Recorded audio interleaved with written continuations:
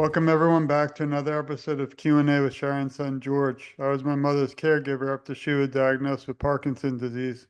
Sadly, she passed on 1/1/2020, so we started Together for Sharon.com in her memory and to advocate today for a cure for all those still battling PD and their families because no one is ever alone in this fight for a cure. Today's guest is someone who I really idolize, and he means a lot to me, even though he might not know it yet. But the things he's doing and still accomplishing despite being diagnosed with PD is truly inspiring to me and so many. I just wanted to welcome you, Bryan, to the show, and it's really an honor to finally get an opportunity to sit down together and talk. Great, great. Well, thanks for having me here. Yeah, I've been admirer of this show and kind of your work, commemorating your mom's legacy for years. So I'm glad to finally find some time and have a little chat with you. Thank Again, thanks for having me. Oh yeah, and we spoke a little earlier, but even when the lights and the cameras go off today, this has to continue. This conversation won't end for me, and I know not for you until there's a cure and the doorsteps throughout everybody in the world. So I'm so excited to talk and also call you friend. Wanted to know if we could start by maybe telling us a little bit about your background. Sure, sure, sure. So I'm 44 years old. I was diagnosed with Parkinson's disease when I was 30. Had it for 14 years. I'm on my 15th anniversary. And the road to diagnosis, like a lot of people, is challenging. So you're so young and you become symptomatic. You just be a million different things, right? But I'll get into that a little bit. Yeah, just a little bit about myself. I was born in Queens, New York. Spent most of my life on the East Coast, and I lived in Los Angeles for a little while as well. Yeah, I 13-year-old daughter, Avery, and people always ask, they say, Brian, what's the best way? Well, the disease, they say, have a child. Because you don't have a child, she doesn't care if I feel good or whatever. And she just goes. I gotta keep up with her. Yeah. So I'm still fairly active. And I've had Parkinson's, like I said, for 14 years. And that's kind of, the mind says, go until you can. Yeah. So yeah, I would always tell people just got diagnosed. It's like, listen to everything you like to do right now and keep going back to 5, 10, 15 years after diagnosis. And you should hopefully still be doing the things you love on that list. So for me, like playing baseball, working out, watching the Mets. Oh, the Mets could be incredibly painful. So that people always say, right, it's a tough break you got. Being diagnosed with Parkinson's. And, well, I was diagnosed with, like I said, I've been a Mets my whole life, and that's been really painful. So being a Mets fan has prepared me for the challenges of life. Yeah, and I guess the final thing is I'm on like a Fox Foundation Patient Council. Been on that for almost 10 years. Yeah, and I mean, the people on that, just that organization are amazing. So dedicated, so committed to finding a cure. And yeah, I really do believe that we're precipice to be on the precipice of really the major breakthroughs. We're We've had a really, few yeah. last year, and I feel like this year and moving forward, things are just really going to accelerate. Yeah, so it's important we all do our part. So with that said, thank you, George, for inviting me on the show. Happy to chat about whatever you have on your mind. Okay. I really Mm. appreciate it. First thing is funny that we're not just a family in the fight for a cure, but I'm from Brooklyn, grew up watching the Mets and Yankees, and always wasn't sure which one to cheer for. But as long as you were in New York, you kind of supported them. I remember Mookie Wilson, and you're bringing back names like Lenny Dykstra and Darryl Strawberry. I don't think I've said those names for 20 years, so thanks for that. And also, your daughter is beautiful. We're going to share few beautiful moments and some of the work you've done, but like you said, I have children and it's nothing, they don't see anything but you and they provide their love, and that's really the most important thing. So thanks for sharing that.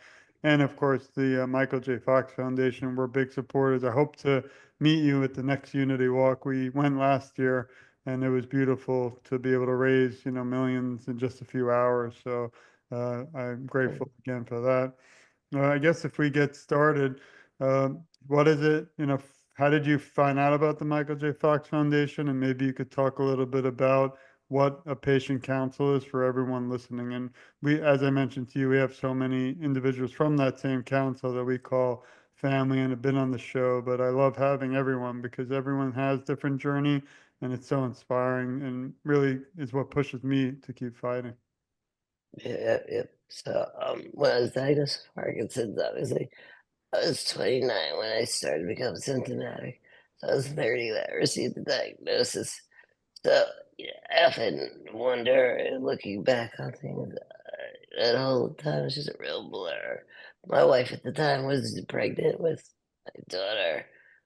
Yeah, so I was really just kind of reeling because my favorite movie at the time was this movie called My Life. Michael Keaton, and it's a great movie. It's about a guy, Michael Keaton, who gets is about to have his first kid, and then he gets terminal cancer. So he makes all these videos for his kid on like how to shave, how to and negotiate a car, I think, life skills. So he wants to leave his legacy for his kid, via videotape. Yeah. So with that said, and I get diagnosed with Parkinson's. With my daughter had yet to be, and I said to myself, I said, "Oh my God, it's like my life, you know." But it really wasn't, 'cause you live with it. Imagine it's not gonna kill you, anything like that. So once I kind of realized that I didn't have it was gonna expire, at age 30 something, then my whole paradigm shifted, and I said, the smartest guy in the room, I'm not the dumbest guy either. And if you're gonna give me 30, 40 years with my life, to cure the disease. So now someone put me in touch with Sarah Barnes. That's how she was there. Chatham of the Michael J. Fox Foundation. We met, and she's just so positive and kind of engaged. I said, "Man, it's my type of organization that allows me to be part of the patient council." And the patient council, you are unaware, is a group of us, right, about 30, 40 individuals now from all walks of life, all parts of the country, parts of the world, actually. And what we do is we try to give the patients a voice in the Fox Foundation's initiatives. We work with researchers to always kind of keep their eye on the problem.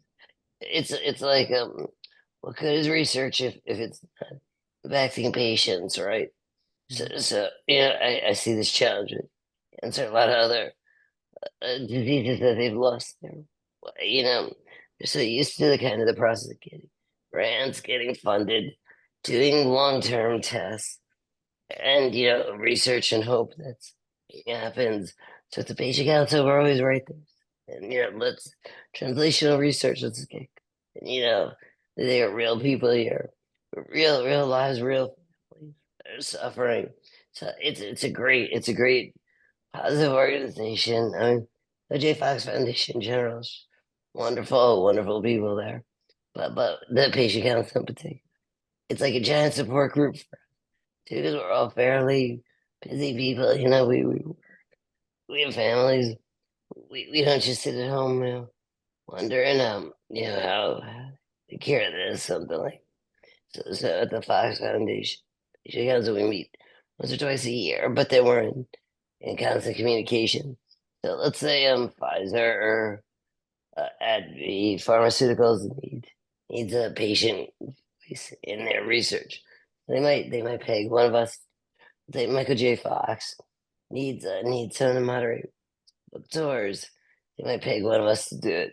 Yeah, so I mean, it's a great place. There's a lot of lawyers on the council, some medical experts, and then some academics like me. Yeah, but I mean, it's a really great opportunity to have your voice heard. And for those of you interested in who's on the patient council, they provide a link at the end of the podcast to see who's on the council. Like J Fox website. Feel free to reach out to any of us. Any questions. We're always happy to speak with people with Parkinson's. Now Parkinson's, we were just curious. Parkinson's students, whomever, because we're really just trying to be advocates and cure this damn thing. It's gonna take all of us to cure it. So that's why the patient council is just so effective and important to me. Thank you. And I think to me, you're a hero, not just because of the fight that you're in, but also being young. It's important because I don't, you might not know, but a lot of my shows lately have concentrated on, not on purpose, but on females or women with Parkinson's and also younger because there's so many out there who are not aware that there's a lot of younger individuals with Parkinson's. We always had that misconception. It's the elderly white man's disease, which is not true anymore. So one big thing I try to do here is get rid of the stigma. And I think, again, you're a role model for so many. And I always say, if we just reach one person listening today that might have been younger, might be alone or feel alone, we've just changed their lives for the better. And that's really why I am grateful for you, your time, and really the show, because it gives that platform for all them listening, all those to know that they're never alone. So thank you. Also, you brought No, up something very important, which is again your child. And it's funny, I didn't even think of it the other day because I fight in memory of my mother, but all those still battling today, like you. But in the back of my mind, we have to also remember we're also fighting for ourselves, but our children too, because we don't want them to also have to go through this. So that's an important point that you made.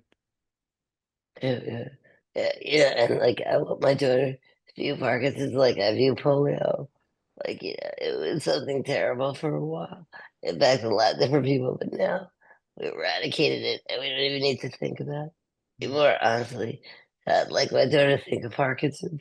My dad had it, but they were able to cure it and he was okay. It's just something she would have to worry about. So that's what really motivates me, to continue research and advocacy, philanthropy, and really getting the word out. It's not so much for me, because the die is cast Yeah. for me. I have Parkinson's. It'll get worse probably. All in all, if I don't ever say why me, I say why not me. Because I feel like I'm strong enough. I can live with the disease and hopefully push the ball forward for a cure.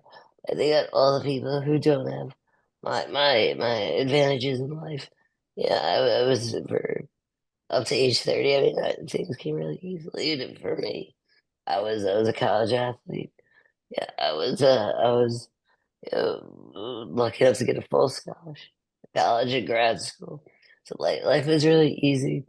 Now life is a little bit more challenging, but it's still fairly tame the challenges other people face. So try to keep that in mind too. So easy to get wrapped up in your own struggle. But yeah, there are people who deal with much harder things out than Parkinson's. So I really try to keep that in mind. Yeah, or just keep yourself centered. Like I always say to my girlfriend, it could be worse. It could be bald. Yeah, so my head of hair. That's really all that matters to me. Uh, My wife just gave me a haircut and cut too much. I feel bald. I wanted to show a few beautiful links that you've worked in, but while we do that, before we start, maybe you could talk about, which is an important area for me, is how important sports is to slow the progression. I was just curious today, through your work, you know, do you feel it slows the progression? Has it, or are you able to still play baseball even with your child? yeah, so I was an athlete growing up. Like I liked to skate, liked to play baseball, liked to play basketball, and I'm still as active as ever. I have a baseball facility right by me in Hartford, where I live here in Connecticut. I try to go there every night. 200 baseballs at 70 to 90 miles per hour. And it just keeps me in shape. It's good for me mentally. And it's cathartic, because unlike golf, where if you hit a golf ball, as it really as hard as you can, maybe doesn't necessarily go that far. Baseball, I mean, if you swing as hard as you can, you strike that ball and go for a ride. Yeah, yeah. And it's like muscle memory, you know. So when I'm out in the field playing shortstop or second base, But it's a ground ball to me. It's like my park goes away. It's my muscle memory. I've been fielding ground balls whole life. Yeah. So it's pretty interesting. So yeah, I basically still play all types of sports. I mean, so it's a little embarrassing. I like to rollerblade. We have a roller rink by us here. So go and skate quite a bit. I skateboard as well. Electric skateboard. It goes up to 30 miles an hour. So I always say skate or die. My daughter says dad, I think it's skate and die. Yeah, but yeah, so I basically tried to do everything I did when I was first diagnosed. Yeah, like I said, I made a list of things I loved, and I still do. All of them. Not that great at basketball anymore. I'm getting a little fat, and I say to my doctor, I say, "Yeah, I have to wear sports goggles now for baseball. Because when I play center field, like I see the guy hit the ball disappears, then it's right in front of my face, ready to break my nose, which is something new for me. So I said, has such great vision and was so damn fast. I said, I feel like I'm slowing down. I said, is it the park? Oh, Brian, he said it could be, or it could just over 40. Oh man, and so I'm just getting older. But yeah, so that's the one park is everything on it. But yes, I still play in baseball leagues, playing the semi-pro wood bat league, and I play softball. And am I slowing down a little bit? Yes. Is it to the Parkinson's? Possibly no. Maybe I'm just getting 44. 6 years away from 50. So maybe that's why I can't hit the ball as far.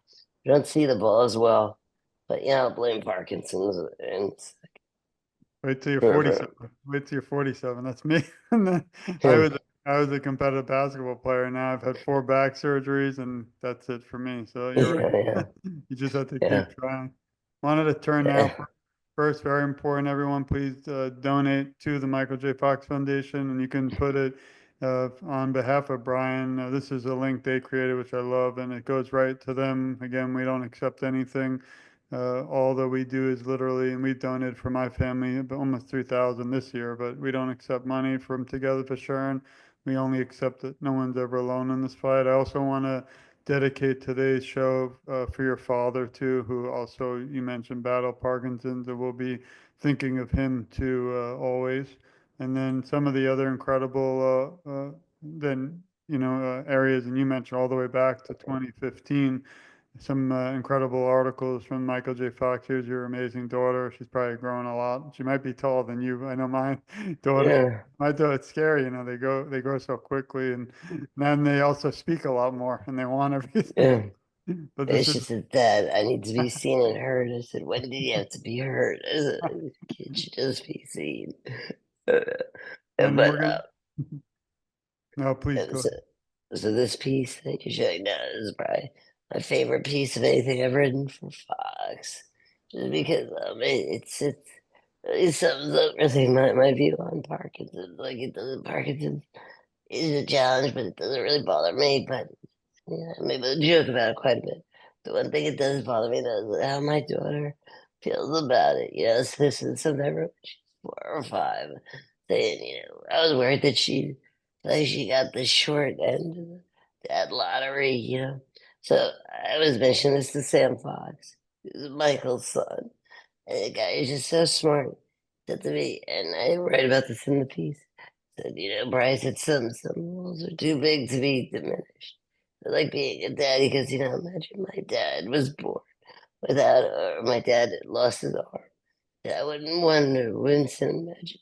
What would that be like if he had his arm? Like your dad's your dad, your dad, and that put me at ease. Because there's a while I was really struggling with Parkinson's as a parent. Because you never want to be drawing attention to your kid. And I felt like she'd be embarrassed being in public with me. Things like that. I was dyskinetic. Yeah, but Mike's family is just so smart, and it really just goes up based on how Mike engages with the world. With Parkinson's, he doesn't retreat. And that's really been my attitude: is you can't retreat. You got to be out there, whether it be working or dating. Yeah, just being in public, being social. Yeah, I feel like everything I do, a teachable moment for someone. And yeah, like the other day, I finished baseball practice, went to Subway. My right hand was shaking a little bit, really tired. Hit like 300 balls, and fielded for like 2 hours. I was a bloody mess. And the guy behind the counter, the young African American kid, he said, "Sirs, I got this. Parkinson's." Yes, I do. But my dad has recently been diagnosed. He said, so we started talking. I ended up getting his dad's contact information, spoke with his dad, and that's just a wonderful thing. Being an advocate for the disease is, there's so much misinformation, and Yeah. people in certain communities are just so afraid to even admit they're sick. So this gentleman's a priest, pastor in Hartford. He's the vocal cords that kind of become. I said, well, with some vocal therapy recommendations. He's like, he's gonna be okay. Yeah, but something takes someone like me to say you will be okay. And I get that. That role is so important. So I like writing about organs things like that because it's not the end of the world if you're diagnosed. Things will change, but things will change anyway. So I don't want to see them give up their lives or their dreams. And like that because I know I have not. Still going after things that goals I set when I was 20. Yeah, and Parkinson's speed bump, but it's not a roadblock either. Yeah, and that's why I admire what you do and Mr. Fox, because you both could many people could live private lives, and there's nothing wrong with that. But fighting back, standing up, and speaking out, you're really representing so many. My mother, I didn't even know for 15 years, or my mother, anyone with Parkinson's, and she often felt really alone, made it even worse. So I wish I knew you and everyone today, because even if she wasn't still with us, I think she would have smiled a little more and had a little bit more hope. So thank you again for all you do. I wanted to also share everyone to join you on X. They change the name every week, but now it's X, and you can follow Bryan. I'm going to share the direct link for Bryan M. Roberts on X. Also, some other incredible interviews, which we had the great professor on the show just last week, which was amazing, Dr. Cole and PD Wise, and he did a beautiful story. And there is you and your amazing daughter. Also, the higher ed jobs, which means a lot to me. Did a story because we're both in education. You're associate dean, I believe. Probably by now should be running that whole school. And I'm a professor here and throughout the country. But it's really interesting. And maybe you could share a little bit about what it's like to still be in education, while you're battling PD. Then I want to shift to, not that this has been fun, but some more fun questions to make you smile a little more before we wrap up. That sounds good. Sounds good. Yeah. So for 12 years, I was the associate dean in the School of Communications at Ithaca College. Then last year, I took a different job at the University of Connecticut, just because I was just starting to burn out as a dean. It Parkinson's really didn't have anything to do with it. It's just I got tired of being kind of like a school principal. At a certain point, deans do a lot of different things. One thing I was not trained for though was mental health challenges in We students, have a, and we have a visitor, but they're welcome. of course, We're animal is friendly. so this is Maya Hello. Moore Roberts. Uh, She's a big ham. She loves the camera. So there's hello. another cat, Earl Simmons Roberts. Might pop in as well. The cats sleep all day until I'm on the call like Oh, this. I wish I could do that. Yeah, and then there is stuff. And anyway, yeah. So the reason is still I still teach and things like that because it hasn't become harder. It has. Yeah. But I feel like if you meet one person, that can be so powerful. So I've had probably thousands upon thousands of students over my time as a dean, yeah, and I'm pretty open. I say you might see my hand shake or something. Parkinson's disease. Uh, Whenever I teach it, how many people here know someone with Parkinson's? Sometimes it's a class of 10 to 15, sometimes a lecture of 1,000 people. So either way, it's just good to be out there and not again being a citizen of the world, because I think people admire the fact that I'm still out there, but they also feel not so alone. They may develop Parkinson's, parent has Parkinson's. I've had all sorts of students with all sorts of relationships to Parkinson's. And they really appreciate me kind of being out there and doing my thing. And so I still been teaching, and so at UConn, where I was currently for the past year, I was a professor in the communications department, but I also worked with the athletic team with NIL stuff, which if you're familiar with that, but student athletes can get paid now. So I work with them as director of this place called Championship Labs for last year to work on their social media. The more social media they have, more followers, things like that, the better the NIL will get. So it's pretty cool at UConn, where I was a student athlete years ago. Yeah. Work with Paige Beckers and the women's team, and then the men's national championship, which won the back national championship in basketball. Yeah, so it was great working with all them. Yeah, they're the future, and they're future professional athletes. Paige, people like that are just going to be cultural icons.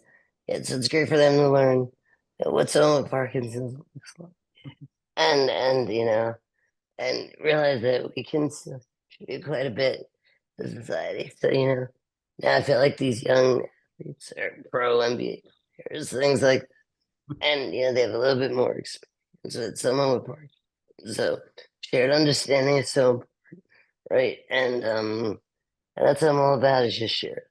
Understand I'm not here to be a hero or a martyr. Like that, I'm just gonna live my life, hopefully impact some people, and not go crazy with these little cats. Well, Always seeking attention. I think you're impacting more than just a few, and even with today, I think you'll be changing the world. And I hope everyone listening can also share this throughout the world. It's really important. Again, we don't want anything but a cure, and we even have special guests on our show, which is a rare appearance for Mr. Cat. Yeah, I wanted to shift now to the final part of the show, and can you list three words that describe who you are? I think resilient, grateful, passionate. That's I think the third. we need to describe three words with the cat because he's resilient. Yeah, He keeps coming back. annoying and hungry. One thing Resilient. actually you mentioned, which I like, is the sports and the social media. But I was wondering how you think we can, gain more awareness for Parkinson's through social media. Because again, we're younger and we're on it a lot, probably. But I might go 24/7. Even last night, I'm not happy to admit I didn't sleep. But sometimes well, most of the time I miss my mother and think about individuals like you still battling, and then I kind of don't care my own health, that's a different show. But I'm Mm. wondering, maybe you have ideas on how we can reach not just the Parkinson's community, but those who don't have Parkinson's and also those who are not caregivers, because I think we need everyone on this kind of ship to set sail closer to a cure. I think via social media, people just shouldn't be afraid to post it. If their hand shakes a little, or maybe their speech is a little slurred, because that's who we are, right? So the social media I do, which is typically a little tongue in cheek, not taking it too seriously. I get it sometimes. My hand shakes a little bit, and look at the comments. People write some nice stuff, some mean stuff, but I just roll with it because kid, you just gotta be out there and part of society, no matter how much it can hurt sometimes. Yeah, I appreciate it. When I was younger, I mumbled, and I still do today. And they were going to send me for speech therapy, but then I realized I became a lawyer, a cop, and a professor. And I said, if you don't like it, just don't be my friend. So it worked out pretty well for me. yeah, So yeah. I My believe that mom, having Parkinson doesn't stop you, and you're really proof, except for against the cat. I think you're yeah, I that's the only think fight today you're going to lose. the cat's winning. Yeah, yeah. I mean, yeah. So that was the thing with the Michael J. Fox Foundation during the pandemic. I did a thing for Father's Day, where I did a round table on Zoom of adults who grew up with friends with PDs, like Sam Fox was on it, Akbar, the host of American Ninja Warrior, people like that, yeah. And it was great. We had a great discussion. And then I look in the background, my cats are dancing behind me the whole time. So we turn over to the audience, big audience, and our biggest group of them. In the first five questions, Brian, what are your cats' names? What do your cats eat? Yeah, are your cats funny? I was We like, love man, I was like, so Parkinson's message was lost, but everyone learned about my cat. It's I okay.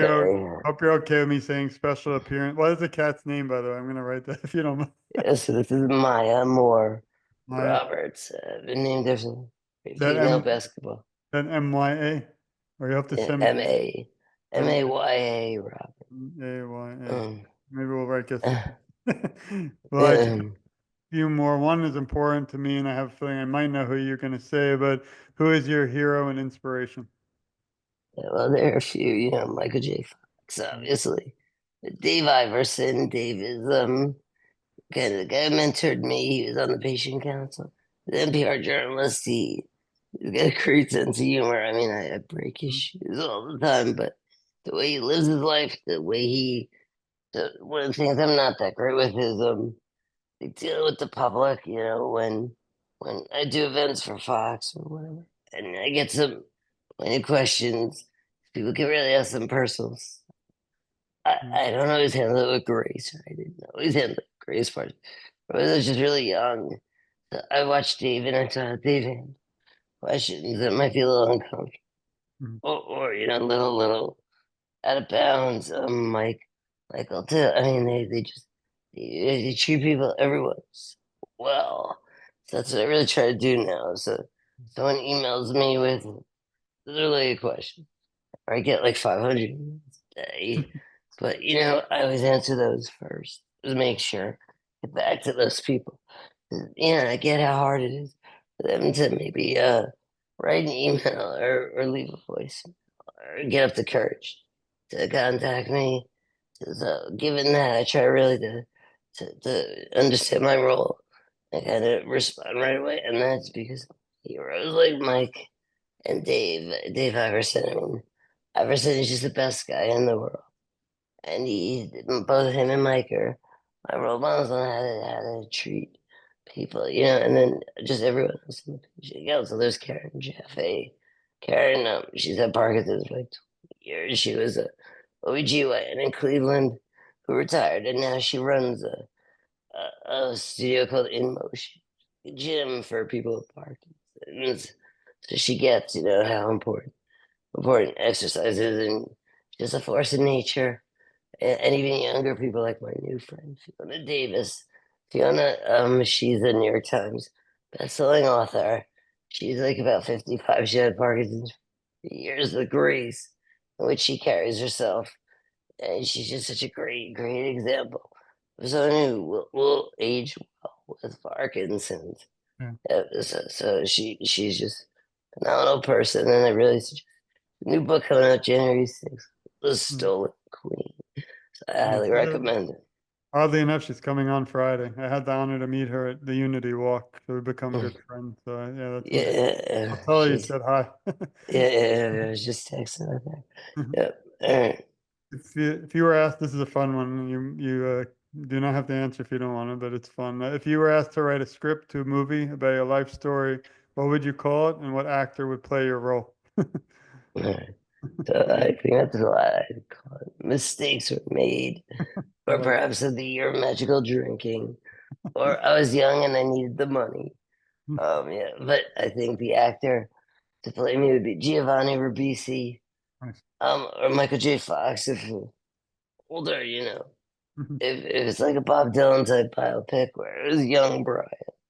Giovanni Ribisi and I look somewhat similar. If he was available, I think Denzel Washington would be a good stand-in for him.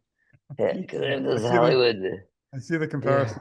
those Hollywood big man looks, things like that. Yeah, yeah, and I But do get that people always say I look like Mike. I guess we're just too short. Good-looking guys trying to cure Parkinson's. I Uh, love it. Well, I have one more question, but I want to thank you again for all that you do, for your time, and I believe many more great things together to come. Please follow Brian at X, and I'm going to share it again, Roberts at WERTH, but I'm going to put that in the link so you can just click on it and be there with him. The final question today is if you could could you leave the Parkinson's community today with some words of encouragement, what would they be? Yeah, I would say, but yeah, Parkinson's, whether you know someone who newly diagnosed or has had for years, just treat them like you always treat them. So I think if you get diagnosed with Parkinson's, you got to keep living your life. If your father or sister or daughter gets diagnosed with Parkinson's, keep treating them the way you did before they had. I think that sense of a kind of just normalcy and just kind of understanding that life it will change with Parkinson's, but it's not a death sentence either. Yeah, I think that's the most important thing people can do is if you're diagnosed with Parkinson's, the most important is keep on achieving your goals. And if you someone you love is diagnosed with Parkinson's, the best thing you do is just keep loving them like you always have, because that's all anyone really wants in life is to be loved, be respected, and I think whether you have a chronic illness or not, we're all gotta search for the same. Also, if anyone wants to adopt a cat, I have one right here. Well, we She's want not well behaved, but I mean she's pretty to cute. we want to thank Maya and you, more importantly, you for this joining me today. It was really honor. They're life changing for me because again, now that we've become friends, now that you've been on the show, I'm going to be thinking of you a lot. Even though it's just amazing how we can change the world, but together we're so much stronger. And I have a few words for you, Brian, and everyone listening. We love you. We support you. We care a lot about you, and you're never alone. I, along with Brian and Maya, will advocate for you, and together I feel our voices are so much stronger. And I always say I'm just getting started because even though I'm not, I've been doing this unfortunately for 5 years, and Brian's been doing it for over 15, I believe, or 20, I think you mentioned. Each time I kind of want to give up, or we have our own issues, listening, everyone out there has got family, medical, and other things. There's days that are tough, but I kind of look over to see you, Brian, and your ex and all the inspiring work you do, and I kind of dust myself off and just jump right back out there and fight for a cure. And I won't rest, and I know you won't until it's at everybody's doorsteps around the world. So I just want to again thank you for all you do and today, because I think you've not only changed my life forever for the better, but so many listening to today. So thank you. I say thank you, George, and keep doing what you're doing. To everyone out there, just keep setting goals, keep achieving. That's all we can do in life. Well, thank you, and we wish you a great holiday and special gifts and food for Maya for the holiday. And thank you, everyone, for listening too. This has been another episode of Q&A with Sharon's son, George. Please stay tuned. Please share this because the only way I find and feel will come closer to a cure is through all of your awareness, everyone listening. And again, we're not going to stop fighting until the cure is at everybody's doorsteps around the world. Thanks, everyone. We send our love, and please stay tuned for much more to come.